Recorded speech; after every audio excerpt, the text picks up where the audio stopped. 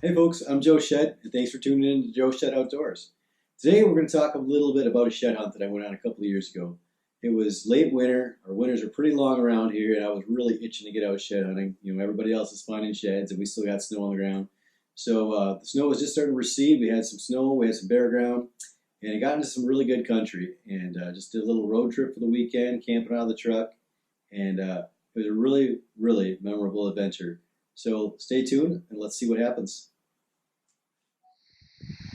Snow has melted out of one of my more accessible moose spots, and I am chomping at the bit here.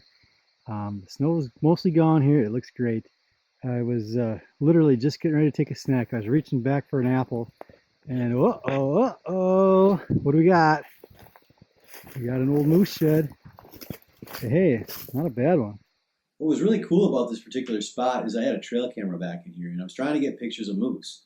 And so the first thing I did for the day was I went and I got that camera, and I looked at the card to see what was on there. And I found a picture of a real young bull. I could tell he was like a yearling bull. So I'm walking all day, knowing that I'm looking for a really small, either a fork or a spike shed. So I'm looking extra hard. Usually when I'm looking for moose antlers, I kind of zoom out a little bit because you're looking for something pretty big usually. But this is, I'm looking for something deer sized here. So I was looking extra hard.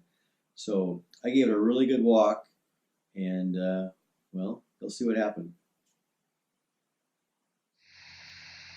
This is the greatest story ever told. I go into moose country. I have a trail camera out there. I have pictures of a very small yearling bull that's shed out. So all day I'm expecting to find a fork or a spike, and I am looking hard because I know it's going to be small. 6.5 hours I walked today. 6.5 hours as I'm driving out down the road that I'd driven in on this morning. What do we have here? I drove, I didn't run over it, but So I wow. got to explain a little bit about what happened. So I drove in there that morning, and there was snow on the ground. There was still snow on the road where I drove in.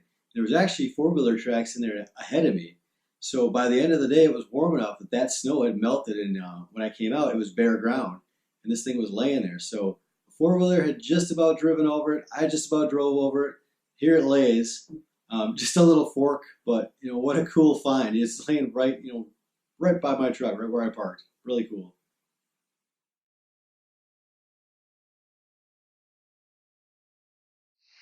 Just looking out over this hill and oh, lightning has struck twice.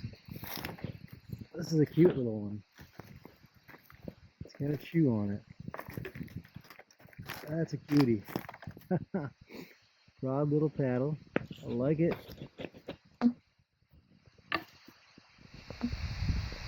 So I'm having a really good trip right now. I got a couple of moose sheds on the first day, one right off the bat the second day, but man, what I was about to find next was like a once in a lifetime find. Man, when you're in a hot streak, sometimes it feels like you can do no wrong. I just found a moose shed a little bit ago, and I see this thing from a distance, and I'm like, what the heck is this? And it's obviously not a moose shed. So I come over to check it out, and here it's a moose collar. The Minnesota DNR was collaring moose, and these are programmed to drop off at a set time. And I have a trail camera photo of a collared moose, and probably the same one. It's a cow, and this is really cool. I'll probably never find something like this again. I know some folks that were on the moose project, so I'll give them a shout and see what I should do with this. But this is really cool. I know, right? So find a lifetime. So I go in there, I find some moose sheds, then I find the scholar, and I noticed on the trail camera photos that I had a photo of a collared cow on my trail camera, and I assumed that this was probably the collar from her. But when I went back and looked at the picture, she's got a white collar. This is a yellow collar. That's a different collared moose that's hanging around in here. So after I got this, I called it into the DNR, gave them the information, found out this moose had been collared, and the collar was programmed to pop off after 5 years.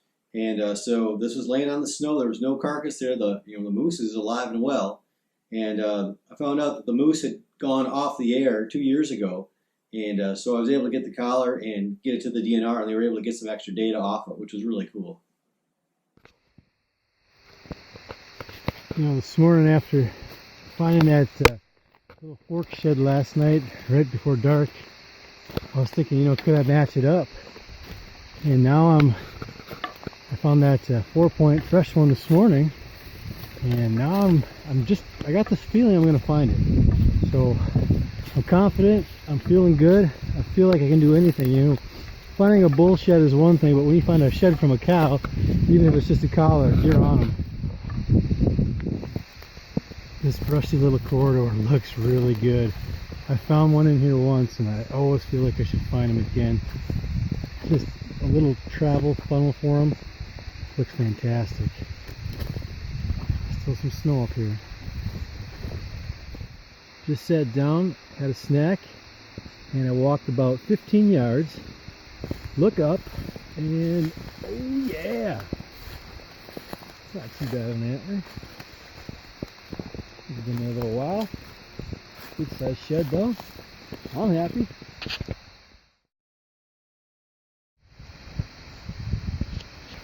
Okay, check this out. I just found this old green shed. It's a good size one. And okay. Hey, guess what? I know this buck. I've got 2 sheds off this buck already. This is a dandy. Look at that main beam on that thing. It's a long beam. I know this buck. And I can't wait to go home and see where he fits in. I know this is a really nice shed, really long main beam. And the funny thing is, my Facebook feed popped up a memory from 3 years ago today.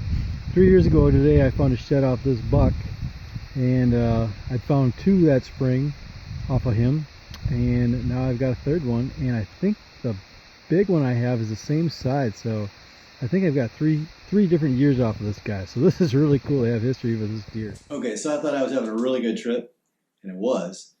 Found a deer shed, a little older deer shed earlier in the day, walked several hours with nothing else to show, and then good luck just kept on going, and I find this shed laying on the ground. And as soon as I pick it up, I recognize this deer.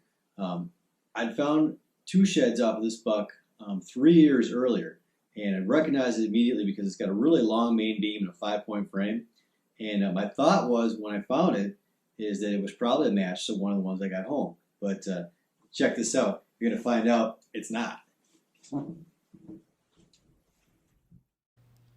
The shed that I just found is this one here. It's obviously not a match to the one on the top, and I thought it was going to maybe be a match to the one on the bottom here, but when I compared them side to side when I got home, you can clearly see there's quite a big difference in size between the two. So I think what I've got here is 3 different years off the same buck. And this one that I just found was 3 years after I found the other 2. Well, this is the last couple days in review. It was an incredible trip. I mean, I've had days where I found more, but the circumstances behind this were just incredible. What a trip. Thanks for watching my video. I really hope you enjoyed it. If you like this video, please go to my YouTube channel, Joe Shed Outdoors, and subscribe. And if you'd like to learn more about shed hunting, visit my website, goshedhunting.com, or like Go Shed Hunting on Facebook.